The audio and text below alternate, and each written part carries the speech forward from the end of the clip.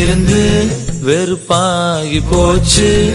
நீ வந்ததால என் சோகம் போச்சு. பெருமூச்சு விட்டேன் சூடான மூச்சு. வாசம் பட்டு ஜலதோஷம் ஆச்சு. மெதுவா மெதுவா நீ பேசும்போது சுகமா சுகமா நான் கேட்கிறேன்.